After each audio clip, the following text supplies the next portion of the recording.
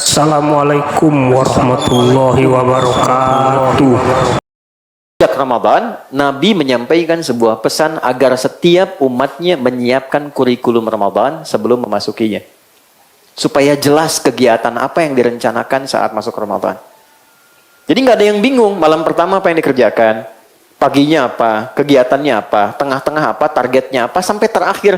Sehingga nanti ukuran keberhasilannya apa, sampai finish. Baik, nah secara singkat ada 5 program, 5 kurikulum, 5 agenda yang di-highlight oleh Nabi untuk disiapkan sejak Sya'ban.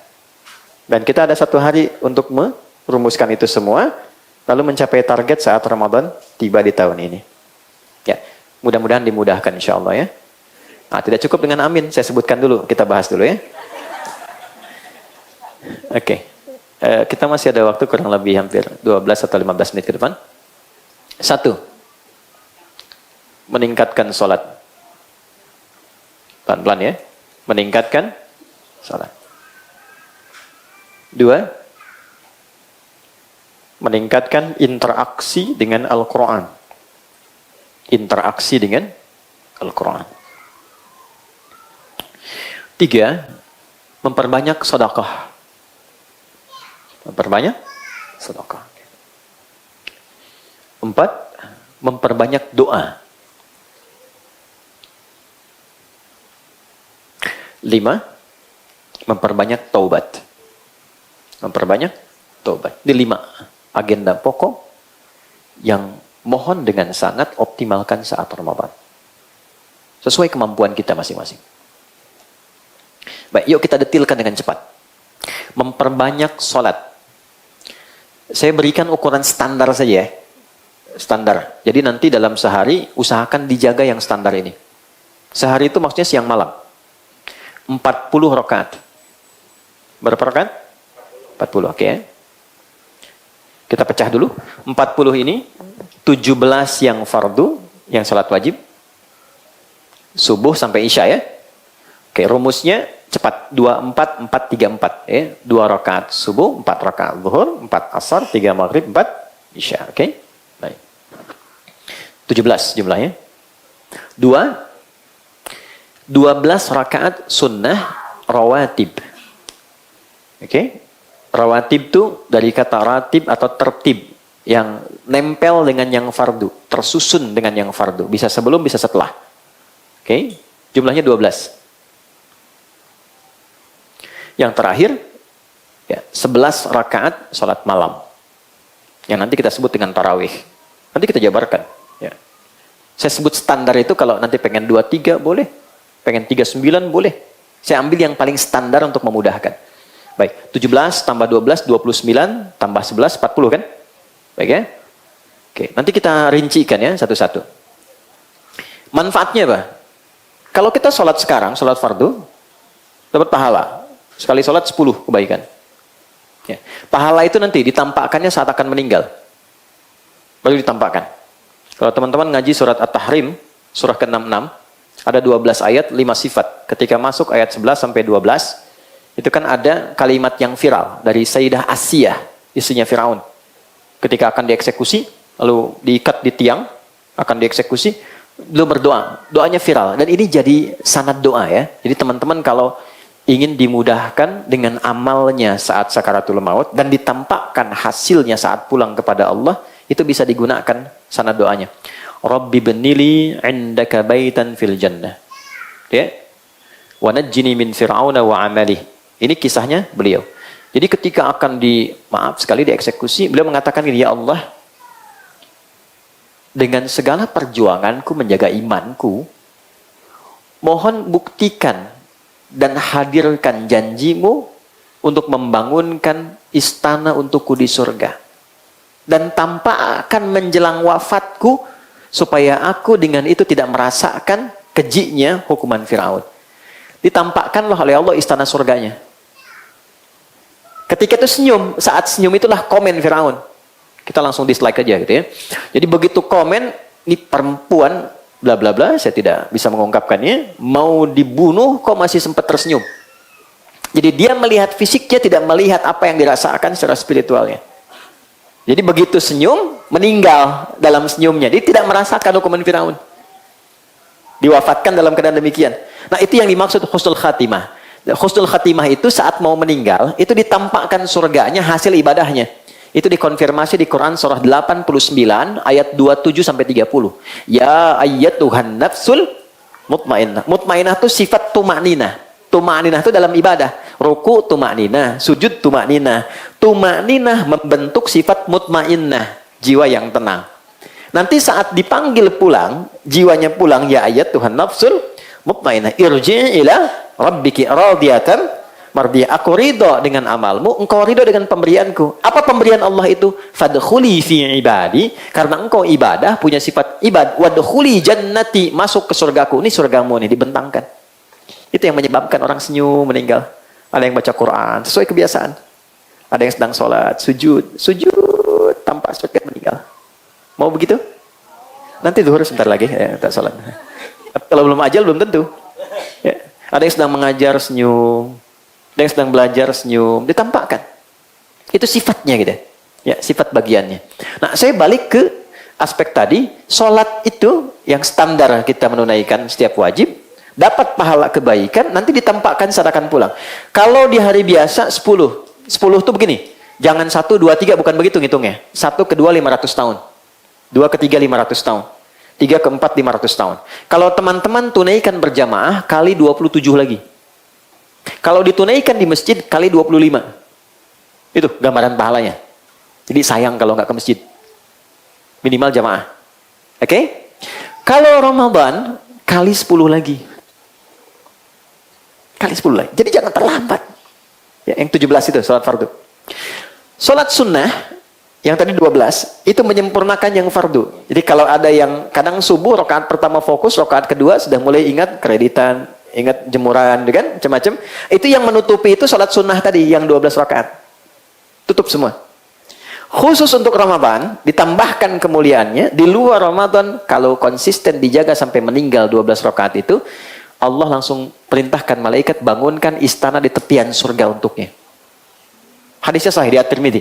Man shalla itsnatai asyrata rak'atan arba'an qabla adh-dhuhri, rak'ataini ya ba'daha, rak'ataini ba'dal maghrib, rak'ataini ba'dal isya, rak'ataini qabla subhi, bunya lahu bihinna baitun fil jannah. Aku akan jamin dari kalimat Nabi, orang yang konsisten menunaikan 12 rakaat yang mengiringi salat fardu siang atau malam sampai meninggal dunianya, hadiahnya dari Allah dibangunkan satu istana di tepian surga. Itu di luar Ramadan. Ramadan kali 10 kali lipat lagi. Khusus untuk salat malam, tarawih, qiyamul lail. Inilah keutamaan yang paling banyak. Untuk itu izin saya detilkan di sini.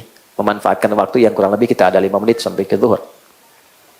Teman-teman, salat malam itu. Begitu diputuskan besok Ramadan, malamnya kan tarawih ya, dimulailah paket Ramadan. Orang menduga Ramadan itu mulainya saat puasanya. Ternyata Allah langsung declare Ramadan itu satu paket siang dan malam. Dimulai malamnya. Malamnya sholat, siangnya puasa. Jadi kalau ada, bukan kita ya, ada orang puasa, malamnya nggak sholat, puasanya sah. Dia nggak sholat tarawih, dia tidak mendapatkan kesempurnaan Ramadan. Apa dalilnya? Al-Baqarah ayat 187. Di ujung ayatnya.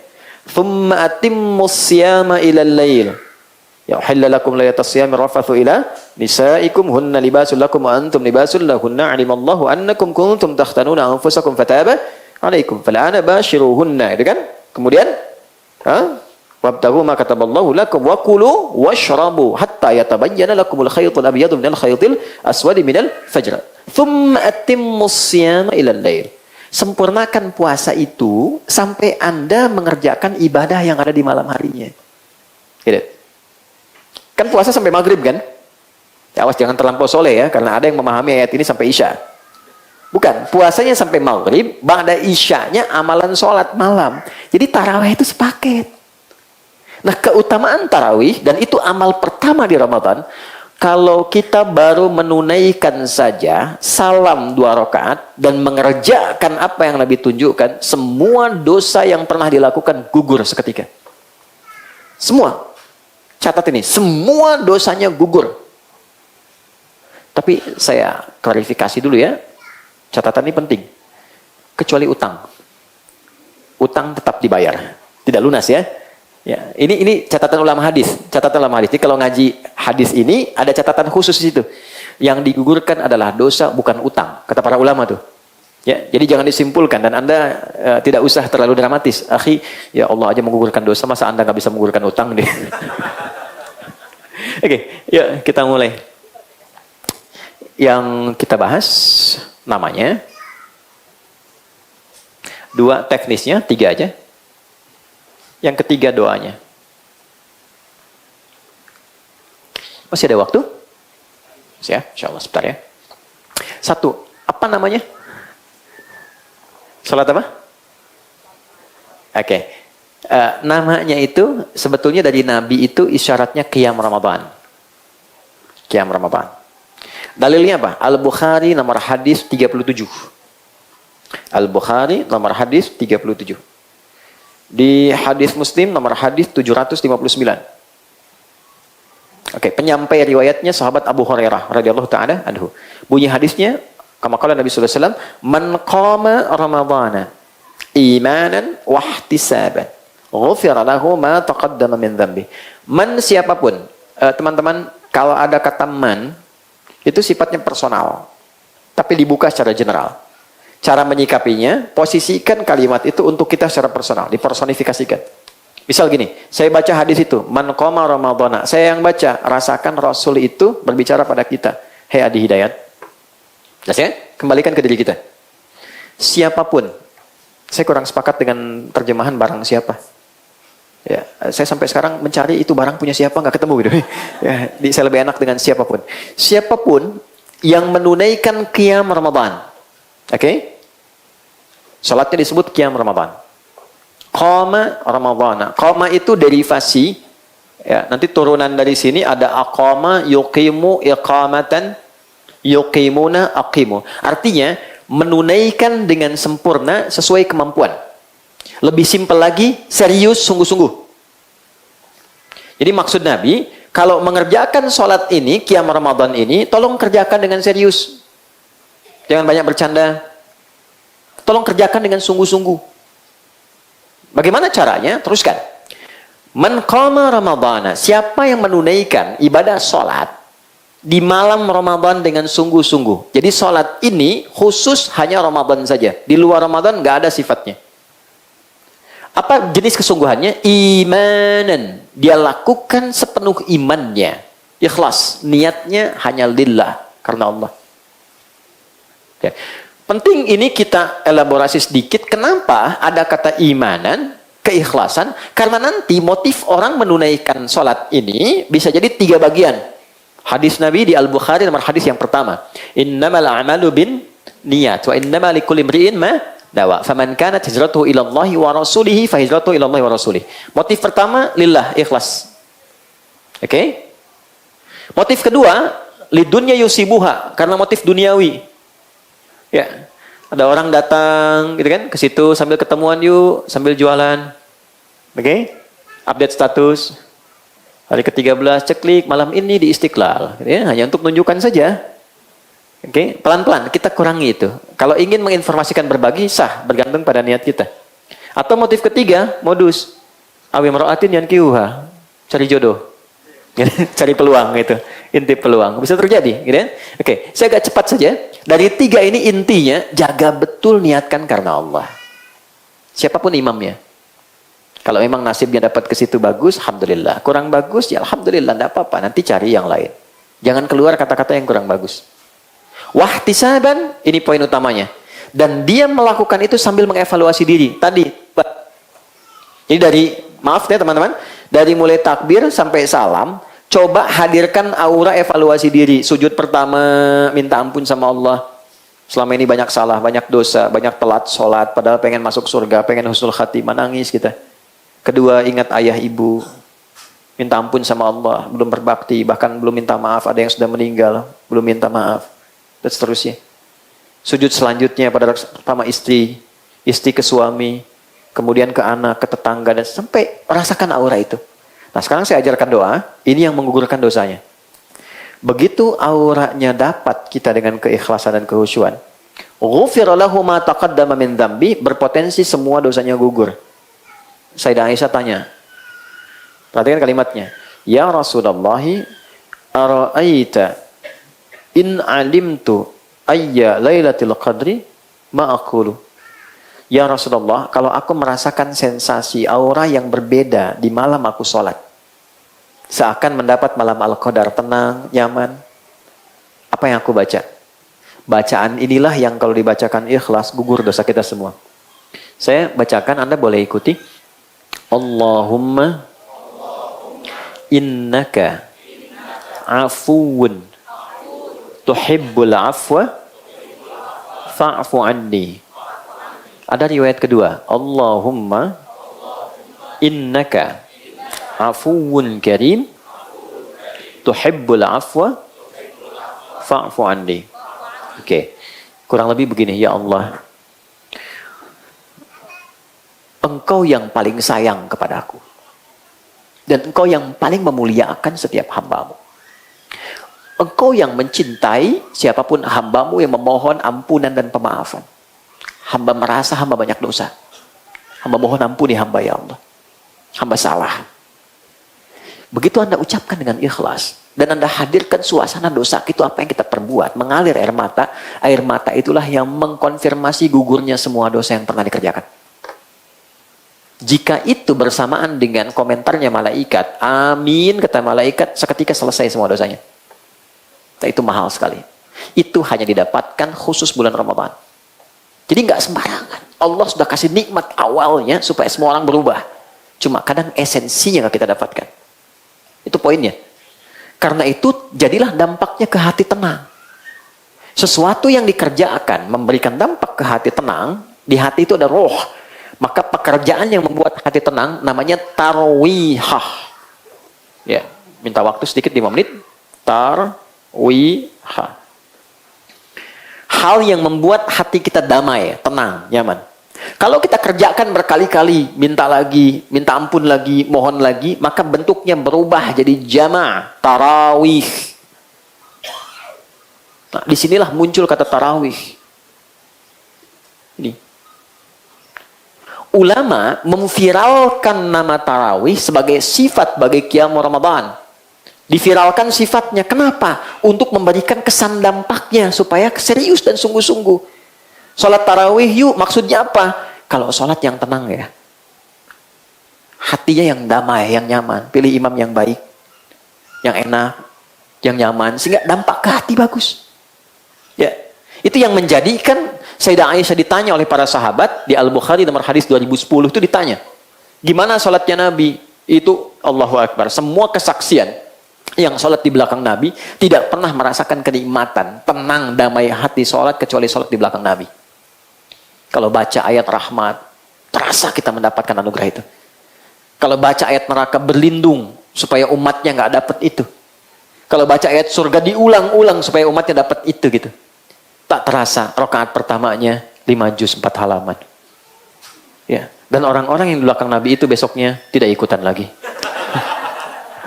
Ya. Akhirnya dilihat, diriset berapa rakaat Nabi sholat itu. Ya, secara singkatnya rakaatnya nggak ada batas, cuman standarnya 11 rakaat. Standarnya berapa? 11. Nah, 11 itu begini. Formulanya bisa 2 plus 2 plus 2 plus 2 plus 2 plus 1. Ini ada di Abu Daud nomor hadis 1367 dari Ibnu Abbas. Oh, ya, sebentar ya. Bisa juga dengan 4 plus 4 plus 3. Ini ada di Al-Bukhari. Nomor hadis 2010. Rawinya sahabat Aisyah radhiyallahu ta'ala anha. Konfirmasi oleh Umar bin Khattab. Oke? Baik. Singkatnya begini. Nabi itu setiap satu rakaatnya itu kurang lebih 5 juz 4 halaman terus turun. 5 juz, rakaat kedua 4 juz, ketiga 3 juz, terus gitu. Menyesuaikan kekuatan berdirinya. Oke? Baik. Sampai ke Abu Bakar eranya, ini masih berlaku. Tapi ke zaman Umar sudah meluas. Islam sudah ke Persia, menyebar. Ketahanannya berbeda. Karena kasusnya makin meningkat ketika imam salah, makin hilang jemaah. Kemudian, maka Umar dengan kejeniusannya melihat peluang di satu hadis yang diriwayatkan oleh anaknya sendiri. Itu ada di hadis Muslim nomor hadis 749 dari Ibnu Umar. Salatul laili mathna mathna wa idza khasya ahadakumul fajra falyutir rakatan wahidah. Salat malam itu yang penting kata Nabi, tunaikan 2 rakaat supaya nyaman, tenang, enggak ada batas. Kalau khawatir fajar tiba, segera tutup 1 rakaat. Jadi enggak ada batas asalnya. Tarawih itu, silakan mau 40, mau 39 dengan witir, ya silahkan. Umar jenius, gimana caranya berdirinya nggak terlampau lelah, tapi bacaannya kualitasnya mendekati kualitas Nabi. Akhirnya oleh beliau, yang tadi 11 ini, yang setiap 1 rakaatnya itu lumayan, 5 juz dibagi 2. Supaya ini dipecah 2, 1 pecah 2. Yang 5 dibagi 2, 2,5, 2,5, gitu kan? Nanti begitu 4 bagi 2 lagi, 3 bagi 2 lagi. Akhirnya gampangnya begini, jadikan kali 2 aja ini untuk menjaga kualitas bacaan Nabi, tambah rakaat tapi bacaan tetap sama. 11 kali 2 berapa? 22 plus tutup witirnya 1, 23. Inilah asalnya 23 rakaat. Jadi motivasi awalnya untuk menjaga bacaannya Nabi. Masih banyak. Nanti yang kalau sudah semakin nggak tahan, dia tambah rakaat. Makanya di Madinah ada yang 37, 39. Jadi motivasinya, saya pengen mendekati Nabi, pengen diikutin. Yang penting banyak ikut. Jadi intinya adalah, silahkan. Mau 11 boleh, 23 boleh. Dan nggak ada kaitan sama NU Muhammadiyah. Kamu berapa? 11 Muhammadiyah ya. Nggak ada hubungan. Oke? Baik, jadi yang penting jaga, jangan sampai yang 11 rakaat hampir 1 jam, yang 23 7 menit. Lokbar. Nah, kita tidak boleh juga mencela, hanya kita mengoreksi diri bahwa ini rasa-rasanya kurang tepat dengan kualifikasi ini. Ya, jangan juga 11 madnya panjang tapi ayatnya sedikit. Saya tutup sekalian sholat di pesantren, pertama masuk pesantren di Garut, itu junior. Imamnya senior, tingkat tinggi paling akhir, kelas 6. Membaca madnya sempurna, 6 harokat setiap berhenti. Kan boleh 3 cara. Bismillahirrahmanirrahim. Alhamdulillahirrabbilalamin. Ar-Rahmanirrahim. Itu namanya hadar, bacaan cepat 2 harokat. Boleh pertengahan, tawasid. Ya. Bismillahirrahmanirrahim. Alhamdulillahirrabbilalamin.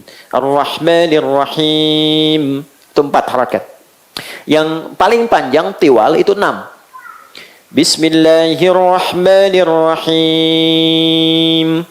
Alhamdulillahirrabbilalamin. Itu imamnya baca yang paling panjang.